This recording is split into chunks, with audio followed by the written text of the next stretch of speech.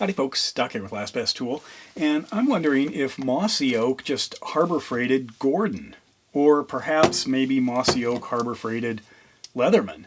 Let's take a closer look at this thing, because what we have is a Mossy Oak multi-tool that sure does look familiar, doesn't it?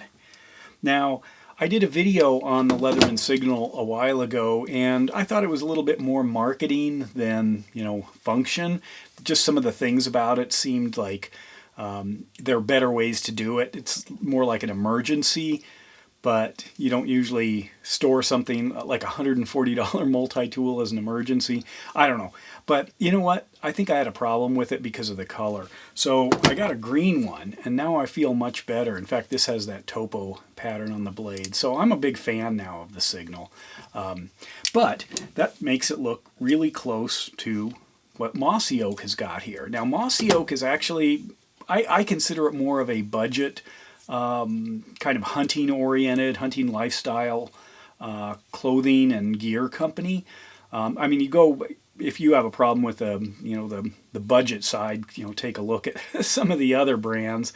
Sitka's actually one of my favorites, but and there are ones way above that. It just gets outrageous. But anyway, this thing sells on Amazon for about 30 bucks. Comes in a couple of different flavors, but this is the one that I have, and it is, well, it looks like more painted than anodized. Who makes it? Someone in China, but then so is the Gordon. Now, why I say harbor freighted, that Mossy Oak might have harbor freighted Gordon, is because they were going after what's essentially a high quality budget multi-tool. The Gordon sells maximum harbor freight price for around 50 bucks. This one was 30. This one is 140. Now, the Gordon is actually probably a Gen 2 wave, is my guess. You can see this would be a Gen 1, so you can see that the pliers are a little narrower, and the Gen 3 wave has the replaceable cutters, the replaceable knives on the front end. So I'm guessing this is more like a Gen 2. It can be pretty solid. The waves are still wildly expensive. Leatherman took a page out of the Benchmade playbook and is now charging astronomical prices, I think, for some of their stuff. But anyway, so both these are made in China. But this one definitely has a lot more features. But does it have the 27-in-1? That's what you get here. 27-in-1 multi-tool pliers with sheath. So it's got all of these different things. One of the big complaints I've read about these in the reviews is there are not 27 useful tools on this. I would never have even bothered counting them. I'm kind of over that. But what we do have are the essentials. And I was trying to think, like, if you had a pie chart and you divided up maybe the pliers, the knife, the saw, screwdriver, would that be almost 100% of your use? So every 100 uses, I would guess half of them are pliers and half are the knife, maybe even a few more of the knife. Say 60% of the knife, 35% are the pliers, and that's 5% left for everything else. But I've got a whole bunch of other things here. Obviously, this hammer thing is really catching on. I like it. I think it's a great idea. You can see it is out there. There's a bit of an overhang on the Mossy Oak. So, I don't know. If you really started pounding on things, that might snap. Maybe. I don't know. Because there's a reason Leatherman doesn't do that. But also, it's a bit driver. You can see there and there, because it comes with, in the sheath, this set of double-sided bits, and some people take issue with that, saying, okay, here is 8 of the tools, 8 of them, so get rid of that. Now we're down to a potentially more reasonable number. It does have, if you look at this, 4 things back here, and I just recently had a surge snap off because it had a hole in the awl. I used that for sewing, but it actually snapped because of the weakness there. So I've got my traditional stuff from can openers, bottle openers file. It's a really coarse file. I don't know what you do with it, and it doesn't feel like you could do a whole lot with it, just feeling it. But again, it's a $30 multi-tool. It does have a decent pocket clip. The pliers, especially this fit in the hand. I kind of like this for the plier use. It's actually more like a real pair of pliers. And I used to joke I'd rather have a real pair of pliers and a knife than a multi-tool, but multi-tools have their place. It does have the replaceable cutters there. I don't know if where you can get more blades, or, you know, is there a chance that you could just take it off of a Leatherman, because that looks awfully close. So you might be able to get spare parts from Leatherman, I don't know. The overall design seems about right. The pliers, you know, I'm not getting any play. They close up fairly well.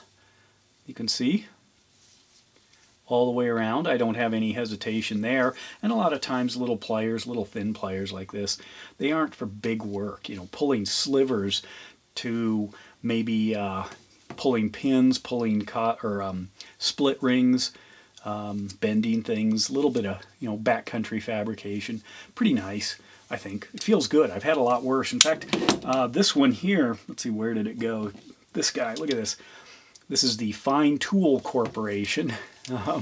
This guy I picked up in Namche Bazaar in Nepal for just a few bucks. I did a video on it, but it was shocking. I can't remember, maybe $3 or something. Maybe it was even less. I didn't watch the video, but it was kind of cute. And I was helping out somebody, you know, trying to make a living. But anyway, going back, why this is like the Signal has to do with the ability for you, if you open this thing up, it's got these funny plastic pieces here. And as you can see, well, what do we have? Let's go ahead and pull this guy out. Pops out a little different than the Surge.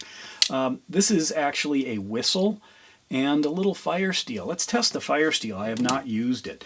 Now generally with the fire steels, what you do is use the back of a tool, you know, something that's got a sharp edge. So you can see that's probably sharp enough there. Let me check the knife sharp. Yeah, the knife, I can't really get my fingernail to shave, but this one I can. So that would be it. Let's go ahead and try this, see what I can do.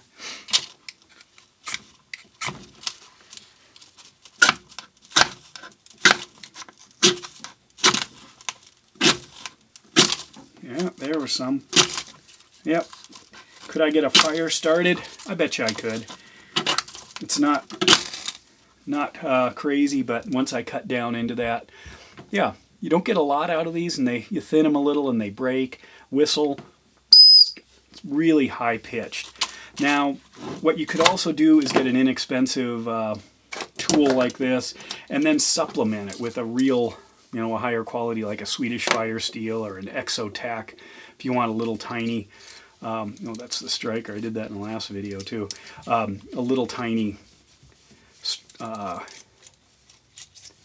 fire steel like this guy here. You can see it's getting shaved down. And maybe a titanium whistle. Lot brighter sound, would travel further. Plus, to get this out of a multi-tool, especially in a whistle emergency, a lot of times you have these pinned really close onto your shirt or your collar of your coat or something like that. So you can reach it maybe with a little bit of hand. Maybe you can even bite onto the string and pull it into your mouth in case you're really stuck. A lot of people wear them in Montana when they're skiing at certain areas because they can fall into tree wells. So you might see a whole bunch of skiers and they all have a little whistle pinned to their jacket or their collar so they could reach it with their mouth if they happen to fall upside down in a tree well.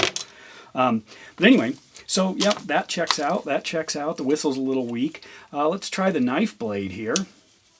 Remember, 30 bucks. Does this cut? Wow, not bad. Straight out of the box. And then, anything else going on? Well, you got the carabiner here. On the bit side, we'll pop one of these out. They do have a ball detent there. So they almost, well, they stay in under their own weight, but barely. So there's that side, and can you do it? There we go. It'll sit in there. You could get some turning, but it's really designed for this. And then if you look at this, it's centered, so it would make a more useful tool than something sticking off to the side or outside to the edge. You do have two different sizes of this for if you can somehow get that onto a bolt or a nut. Mossy Oak, I don't know if, well, here's why I'm hesitating. Okay, here's the box it came in. Mossy Oak, 27.1. But if you look at this, it says Great Star Industrial, made in China, obviously, just like the Gordon is, and some Leatherman parts too. But this is Great Star related to Mossy Oak? Did Mossy Oak contract Great Star to build these? I'm not sure. I know a lot of people are protective over Mossy Oak. They really like the brand. So I don't know. I don't know how to think about that. But anyway, compared to the Leatherman Signal, the Signal does feel a lot more refined, and it has a knife sharpener as well. It probably requires a manual of arms or a little bit of training if you just hand it to somebody. If you happen to have this thing set so you can't open it right there, so it doesn't pop open while you're hammering, I guess. They might not know that. They don't know how to open the thing or how to get the components off of this thing. The feel of it, look at that. Let me pop that open so you can see how those two compare.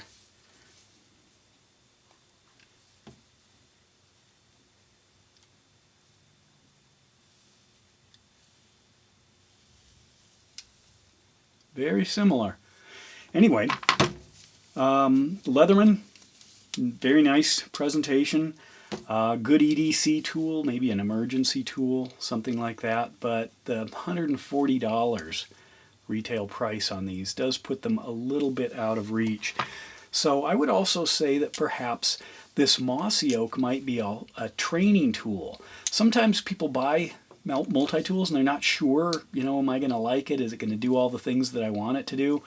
Well, because of the unique nature of this style, the Signal, I mean, it's specific. Instead, what we have here is a similar design that would get you part of the way, maybe most of the way, maybe all the way for most people if they don't really intend on using it. It's more of a survival gear.